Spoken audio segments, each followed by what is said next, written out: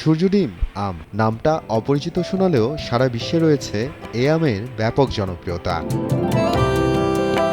বিশ্বের সবচেয়ে দামি আম হিসেবে খ্যাত সূর্যডিম আমের গাছ এখন শোভা পাচ্ছে পিরোজপুরের চাষি আলিমের বাগানে। শুধু সূর্যডিমই নয়, তার বাগানে শোভা পাচ্ছে আরও 50 থেকে 60 জাতের আমের কলম। শুধু তাই নয়, শহরের মাছিমপুরেই রয়েছে তার 5টি মিশ্র ফলের বাগান। প্রায় 3.5 একরের এ বাগানে রয়েছে 50 থেকে 60 জাতের প্রায় 10 থেকে 15,000 আমের চারা। দেশের বিভিন্ন প্রান্ত থেকে আমের কলম সংগ্রহ করতে আলিমের বাগানে আসেন শৌখিন আম চাষিরা। এক একটি আমের কলম বিক্রি হচ্ছে প্রকারভেদে 300 থেকে 15,000 টাকা পর্যন্ত।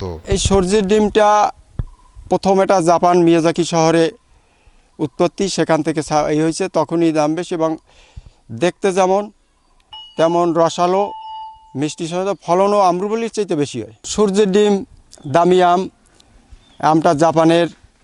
আবার এখন নতুন আরও অনেকগুলো জাত আনছি, যার ভিতরে একটা আছে ব্যারিগেট, অনেকগুলো আছে যেটার ওই 2 কালার হয়।